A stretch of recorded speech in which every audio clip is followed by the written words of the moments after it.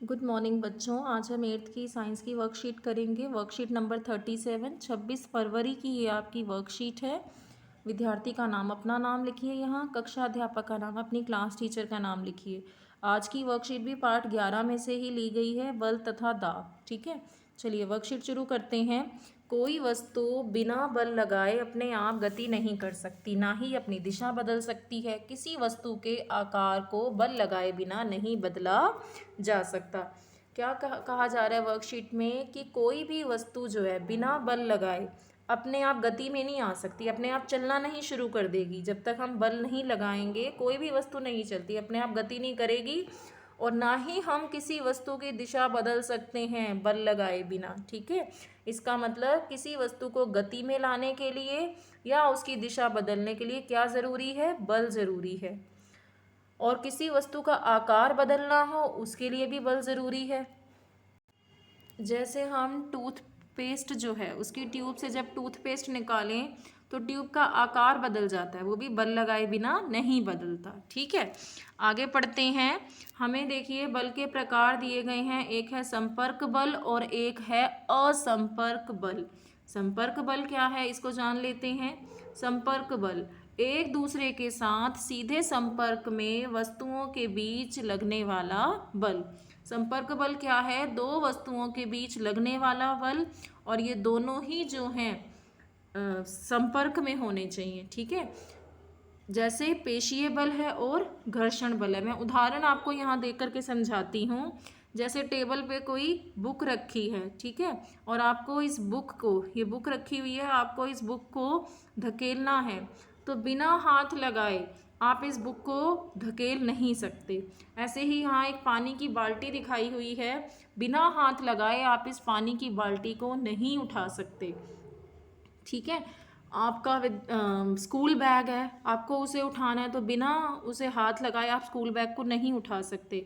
ऐसे ही ये जो बल है, हमने हाथ लगाया बाल्टी उठाने के लिए, ठीक है, तो ये बल जो है वो हमारी मांसपेशियों के द्वारा लग रहा है। बुक भी हमने सरकाई, अपना स्कूल बैग उठाया, तो मांसपेशियों के कारण जो बल लगता है उसे हम पेशीय बल बोलते हैं। पेशीय बल और भी एक्टिविटीज़ में लगता है, हमारे शरीर की गति होना और मुड़ना भी इसमें शामिल होता है। ठीक है, जैसे हमारे शरीर में ही पाचन प्रक्रिया होती है ना, तो पाचन प्रक्रिया में भोजन जो है वो हमारी आहार की नली में से जाता हुआ आगे की ओर धकेला जाता है, इसमें भी पेशीय बल लग रहा है। ऐसे ही जो संपर्क है ये किसी छड़ी या रस्सी की सहायता से भी हो सकता है। जरूरी नहीं है कि हम हाथ ही लगाएं, तो किसी भी छड़ी या रस्सी की सहायता से भी संपर्क बल लग सकता है।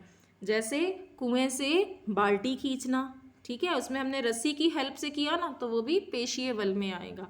दूसरा दिया हुआ है इन्होंने घर्षण बल, इसके बारे में हम आगे पढ़ेंगे इसी वर्कशीट में। पहले हम पेशीय बल के बारे में ही पढ़ लेते हैं। चलिए, मांसपेशियों की क्रिया के कारण लगने वाले बल को पेशीय बल कहते हैं। तो जो भी मांसपेशियों के कारण बल लगता है उसे क्या बोलेंगे? पेशीय बल। क्या आप बगैर छुए पानी की एक बाल्टी को उठा सकते हैं? क्या आप मेज़ पर रखी किसी किताब को बिना छुए उठा सकते हैं? तो हम ना तो बाल्टी उठा पाएंगे बिना हाथ लगाए और ना ही हम किताब को बिना छुए उठा पाएंगे। मांसपेशियां ही हमारे शरीर में होने वाली गति से संबंधित सभी गतिविधियों को करने में हमें सक्षम बनाती हैं। मांसपेशियां ही हैं जो हमारे शरीर में भी जो होने वाली गति है, इससे संबंधित जितनी भी गतिविधियां इसको करने में सक्षम बनाएगी। बैल है, घोड़ा है, गधा है, ऊंट, ये जानवर जो हैं अलग अलग काम करने के लिए पेशीय बल का ही उपयोग करते हैं। ठीक है, पेशीय बल को तभी लगाया जा सकता है जब वह किसी वस्तु के संपर्क में हो, इसीलिए इसका नाम क्या रख दिया? संपर्क बल, जिसे हम इंग्लिश में क्या बोलते हैं? Contact force. समझ जाएंगे आप इससे भी, इंग्लिश में हम इसे बोलते हैं कॉन्टैक्ट फोर्स। ठीक है, आगे देखिए, आपको घर्षण बल दिया गया है। हम दैनिक जीवन में अनुभव करते हैं कि ज़मीन पर लुढ़कने वाली एक गेंद की गति धीरे धीरे धीमी हो जाती है। एक गेंद हमने ज़मीन पर लुढ़काई और धीरे धीरे उसकी गति क्या होती है? गेंद की कम हो जाती है और वो गेंद लास्ट में, अंत में रुक जाती है। ऐसे ही नाव चलाना जब हम बंद करते हैं तो वो कुछ दूर चलकर नाव भी रुक जाती है। और इंजन के बंद कर देने पर कार या स्कूटर भी रुक जाते हैं। इन सभी में कोई भी बल वस्तुओं पर कार्य करता हुआ तो हमें दिखा ही नहीं। हमने इंजन बंद किया, कार स्कूटर रुक गए, नाव चलाना बंद करा, वो कुछ दूर चलकर रुक गई।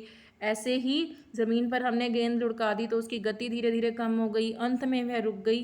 तो कोई बल तो हमें दिखा नहीं, लेकिन इन सभी उदाहरणों में गति की स्थिति को बदलने का कारण जो है, गति की स्थिति बदल गई, ये सभी चीज़ें, इनकी गति धीरे धीरे कम हुई और फिर ये रुक गई। तो इसके पीछे क्या है? घर्षण बल। इसके पीछे जो लगने वाला बल है वो क्या है?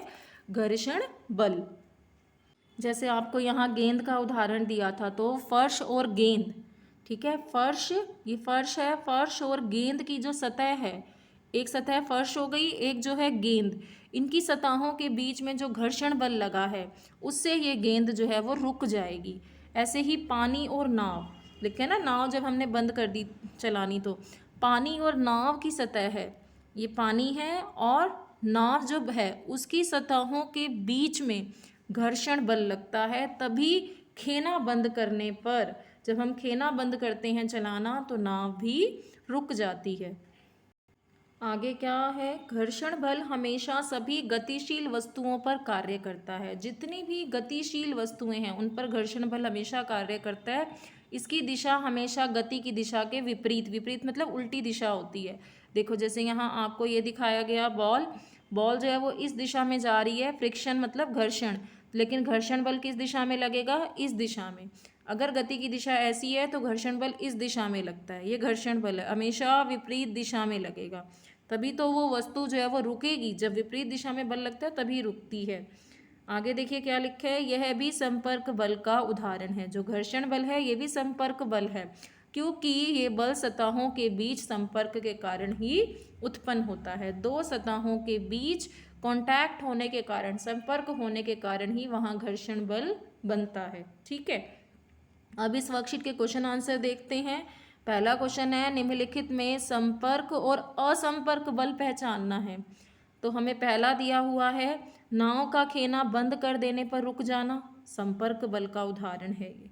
ठीक है, संपर्क बल लगेगा इसमें। आप पहले ये सेंटेंस लिखेंगे, नाव का खेना बंद कर देने पर रुक जाना, और फिर लिखेंगे संपर्क बल, संपर्क बल।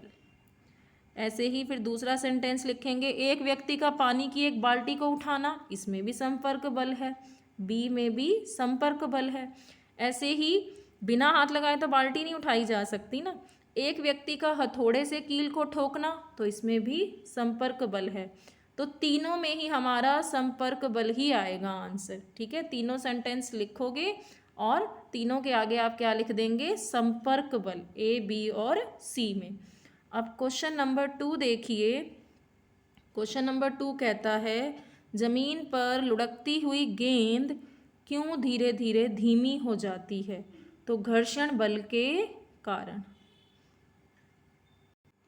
आप यहाँ से लिखेंगे घर्षण बल के कारण जमीन पर, ठीक है, घर्षण बल के कारण, फिर यहाँ से जमीन पर लुढ़कती हुई गेंद क्यों हटा देंगे? धीरे धीरे धीमी हो जाती है। इसके बाद एक लाइन और लिख लेना यहाँ से,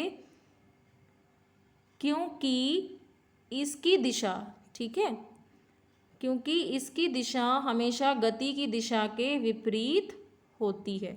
या इसकी काट करके आप यहाँ लिखो, क्योंकि घर्षण बल की दिशा, ऐसे लिख लेना, घर्षण बल की दिशा, ठीक है, घर्षण बल की दिशा हमेशा गति की दिशा के विपरीत होती है। ऐसे दूसरा आंसर पूरा होएगा।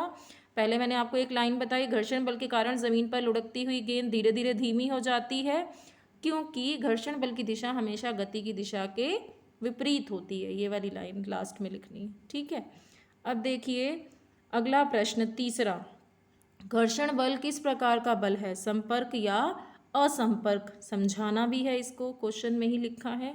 तो तीसरे का आंसर यहाँ से लिखना, घर्षण बल हमेशा सभी गतिशील वस्तुओं पर कार्य करता है और इसकी दिशा हमेशा गति की दिशा के विपरीत होती है।